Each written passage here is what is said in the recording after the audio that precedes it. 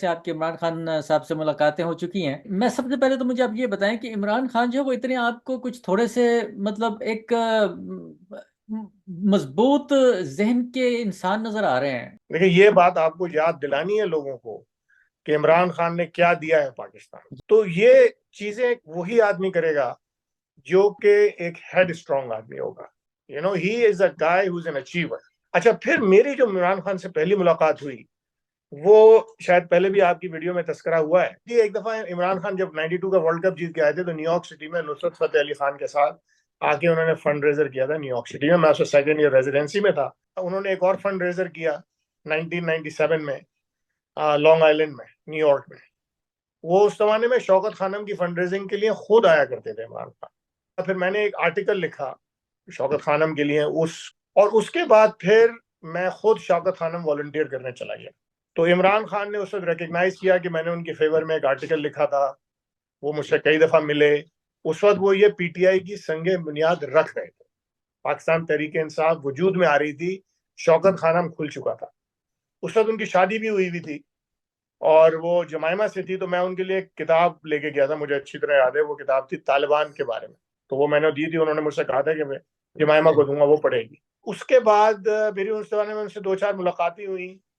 और उसके बाद फिर वो जो शौकत खानम का जो मैंने हाल देखा, उसे एक हफ्ते में जो मैंने वॉलंटियर किया, उसको भी मैंने डॉन में पब्लिश किया था। डॉन का जो संडे मैगजीन आता है, उसमें एक आर्टिकल आया था वो। तो उसके बाद देखें, शौकत खानम बनाना भी कोई मजाक नहीं था। लोगों को फिर ये चीज याद दिलानी पड़ेगी। डॉक्टर साहब, बात यह है कि देखिए पाकिस्तान में ना ये जब किए हुए काम है ना इमरान खान के या किसी के भी किए हुए काम जो होते हैं ना, ये अवाम एकदम भूल जाते हैं। या तो उनकी याददाश्त कमजोर है या फिर उनका इवन के वोट का डालना भी एक उनकी जज्बात की अक्कासी कर रहा होता है कि उनके जज्बात कौन सी पार्टी की तरफ है। मैं जानना ये आज ये चाहता हूं कि इमरान खान अब इस बुरे तरीके से फंस चुके हैं। अगर वो गिव अप करते हैं, मुझे ये बताएं कि आज इमरान खान को क्या नुकसान होगा। देखिए, इमरान खान गिव अप नहीं करेंगे। ये भी मैं आपको थोड़ा सा बता दूं कि मैं न्यूयॉर्क सिटी में 92, 93, 94 में लोगों से मिलता था। मुझे कहते थे, ये समझता क्या अपने आप को, ये कैसे कैंसर हॉस्पिटल बना सकता है, जी। ये आदमी समझता क्या अपने आप को। ये उसके बाद इसने पाकिस्तान तहरीक इंसाफ बनाई। और वो भी एक और पैरेलल है इस तरीके का। देखिए, अल्ताफ हुसैन ने भी एक एमक्यूएम बनाई कराची में, और वो भी फ्रॉम स्क्रैच उस आदमी ने बनाई है। ठीक है ना। सर, उसकी उसकी कुछ और भी वजूहत थी। देखिए वो बहुत सारे जो जो वाकयात हुए कराची के अंदर उसमें हाथ पाया गया, लेकिन इमरान खान का जो एक केस है ना सर, ये बहुत मुख्तलिफ है। यानी कि सारी पार्टियों से ही केसेस इसके मुख्तलिफ हैं। यानी कि तोशा खाना से मुराद तो ये हुआ कि तोशा खाना केस में इसलिए उसकी अपना फंसाया जा रहा है कि वो इमरान खान की बेगम है। और इद्दत केस में क्या है कि वो इमरान खान की बेगम नहीं है।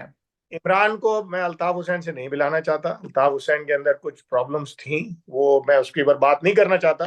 सर, लेकिन अब क्या होने वाला है मुझे ये बताएं। अब देखिए मौजूदा हालात में इमरान खान से के पास कोई बला नहीं है। इमरान खान के पास कोई इलेक्शन का सिंबल नहीं है। इलेक्शन 8 तारीख को होने वाले हैं, बाकी रह गए 3 दिन। देखें, इमरान खान से मेरी एक दफा जहाज में भी मुलाकात हुई थी। पीआईए में मैं ट्रैवल कर रहा था। उन्होंने मुझसे ये कहा था कि मैं मर जाऊंगा अपने अवाम के लिए, आई डोंट केयर। ये बात मैं कर रहा हूँ आज से 10-12 साल पुरानी। इमरान खान ने मुझसे कहा था कि अगर वक्त पड़ेगा, आई विल प्रेफर डेथ। और आज भी वो शख्स यही कह रहा है कि he will prefer death over compromise. Sir, यही उसका बात है ना। ईसीएल में भी नाम नहीं है, लेकिन फिर भी वो बाहर जाने के लिए तैयार नहीं। उसने ये कहा है कि भाई मैं अपने घर छोड़ के क्यों जाऊं। कि भाई जो लोग पाकिस्तान में जो रहते नहीं है मुसलसल, उनका मरना जीना इस मुल्क में नहीं है, उनको पाकिस्तान की क्यादत में नहीं आना चाहिए, पाकिस्तान की सियासत में नहीं आना चाहिए। तो Imran is not going to give up. ये जो केसेस हैं, ये जो सारी अथॉरिटीज कह रही हैं, ये फ्रिवलेस, बिल्कुल बकवास केसेस हैं, ये की कोशिश इस कर रहे तरह हैं। के केसेस का सिलसिला पाकिस्तान में कब खत्म होगा। यही तो जंग है ना। तहरीक इंसाफ क्यों बनाई थी? कि इंसाफ मिले। और यकीनन आप ये बात अच्छी तरह से जानते हैं कि आम आदमी को तो बिल्कुल ही इंसाफ आनी मिलती। यानी अमीर आदमी किसी को मार देता है, उसको माफी मिल जाती है। गरीब आदमी बेचारे को बिल्कुल दबा के बिल्कुल खत्म कर दिया, कीड़े मकोड़ों की तरह। तो देखिए, पाकिस्तान की जो एस्टेब्लिशमेंट है ना, वो भी एक परमानेंट एस्टेब्लिशमेंट है। मैंने किसी अपने अमरीकी दोस्त ने मुझे एक बात बताई। उसने मुझे बताया, उसने कहा, तुम्हें पता है कि अमेरिकन हमेशा वॉर्स में कब जीते, क्यों जीत जाते हैं? उसने कहा हम वॉर में एंटर ही जब होते हैं जब हमें पता होता है हम इस वॉर को जीतेंगे, वरना हम वॉर में एंटर ही नहीं होते। दूसरी तरफ मैं ये भी कहूंगा कि इमरान खान के जो सपोर्टर हैं, जो कि बहुत जज्बाती हैं और जो मुंह में आ रहा है कह रहे हैं कि भाई जरा समझ के बात करो, वोट्स करें इमरान को, इमरान की जिंदगी के लिए कोशिश करें कि वो जिंदा रहे, हमें लेकिन तो अब साहब 2 साल के आपने आगे कहा मिले। कि वो जो जो क्यादत आती है हकीकी तौर पे तो उसको जो है वो ऑनर करें, लेकिन ये आपको कौन सी क्यादत इस वक्त आती हुई नजर आ रही है? देखिए इमरान खान तो नहीं आएंगे बेचारे इस वक्त, that's not possible, let's be realistic.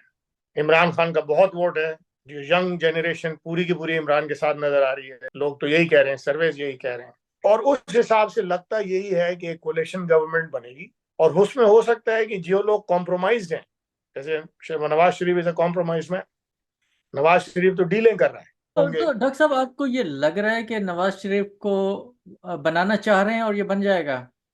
मुझे तो कम से मुझे तो ऐसे ही लग रहा है, obviously I don't have a magic wand. ये आपको लग रहा है या आपको ये खबरें मिली हैं? क्या आपको लगता है कि एस्टेब्लिशमेंट नून लीग को मोहरा बना के इमरान खान को खत्म करने का मंसूबा रखती है? यार यूसुफ, मैं ये नहीं कहना चाहता, मुझे उम्मीद है कि ऐसा ना हो। मेरे ख्याल से मैं अपनी इस्टेब्लिशमेंट से रिक्वेस्ट करता हूँ, वो एक पॉपुलर लीडर है, उसने इस मुल्क के लिए बहुत कुछ किया है। दूसरी बात है, कुछ लोग ये भी कह रहे हैं कि इंटरनेशनली कोई लॉ सूट किया जाए इमरान खान के फेवर में। मैं ये चाहता हूँ कि आप सिर्फ एंड पे थोड़ा सा एज यूजुअल पाकिस्तानियों के लिए एक पैगाम छोड़ें वोट के बारे में। लेकिन अब वहां पे नस्लें तबाह हो गई हैं, पाकिस्तान में जनरेशन खत्म हो गई। कि आप कैसे उनको ये चीज ये बात बावर करवा सकते हैं कि चाहे उनके वोट को इज्जत मिले, चाहे उनके वोट को इज्जत ना मिले, वो किस नीयत से जाके वोट डालें? देखिए, they have to do the right thing. What is the right thing is to, अब एक तो बात यह है कि Imran party is an underdog, right?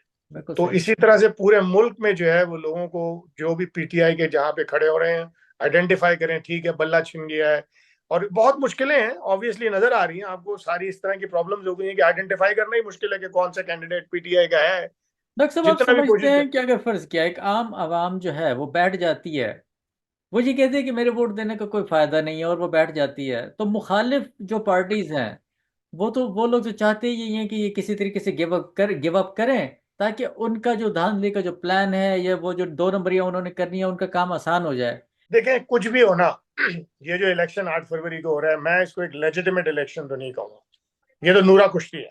मतलब वोट डालने पे फिर भी आप जोर देते हैं? मैं तो कहता हूँ वोट दें भाई, कम से कम शो तो करें ना कि इतने वोट पड़े हैं, ठीक है। इसलिए ठीक। तो शो करें ना। लेकिन है ये झरलू इलेक्शन है, और ठीक। इससे ज्यादा झरलू इलेक्शन मैंने तो अपनी जिंदगी में नहीं देखा। इस ठीक। तरीके से एक पार्टी को बिल्कुल ही एलिमिनेट कर दिया। कुछ लोग कहते हैं 2018 में भी ऐसा हुआ था, इतनी धांधली कोई नहीं हुई थी 2018 में। ये तो बिल्कुल आपने एक वो जो कहते हैं ना विच हंट किया एक पार्टी को, बिल्कुल उसको एलिमिनेट कर दिया। तो इसकी क्या वैल्यू क्या होगी इस रिजल्ट की? बिल्कुल सही। लेकिन बहरहाल पॉजिटिव रहें, कोशिश करते रहें। डॉक्टर साहब प्रोग्राम का वक्त इस वक्त खत्म हो चुका है, तो मैं आपसे इजाजत चाहूंगा। खवातीन हजरात, हमारे आज के प्रोग्राम थोड़ा सा सीरियस था, इसके अंदर कुछ क्वेश्चन और बाकी का जो मवाद था वो भी इंतहाई संजीदा था, क्योंकि हालात बहुत संजीदा हैं पाकिस्तान के। तो इसका लुबे लुबाब यही निकलता है कि पाकिस्तान में जिस जिस जो भी कोई काम कर सकता है वो अपनी हद तक सही काम करे। आपके लिए सही काम 8 फरवरी को क्या हो सकता है? वो सिर्फ और सिर्फ बाहर निकल के वोट देना हो सकता है। आप उन ताकतों पे भी नजर रखें जो 2 नंबरियां करना चाह रहे हैं, जो धांधलियां करना चाह रहे हैं, ताकि उनकी धांधलियों को और 2 नंबरियों को जिस हद तक मुमकिन हद तक अगर रोका जा सकता है तो वो रोका जा सके। अपने वोट का हक जरूर डालिए, और 2 नंबरी करने वालों के काम करने की जो एक आसानी है उसको आप मुश्किल इसी तरीके से बना सकते हैं कि घर ना बैठें और बाहर निकल के वोट डालें। अपने मेज़बान यूसुफ चौधरी को, आज के हमारे मेहमान डॉक्टर अब्दुल नादिर साहब के साथ इजाज़त दीजिए। अल्लाह हाफ़िज़। अल्लाह हाफिज, खुदा हाफिज।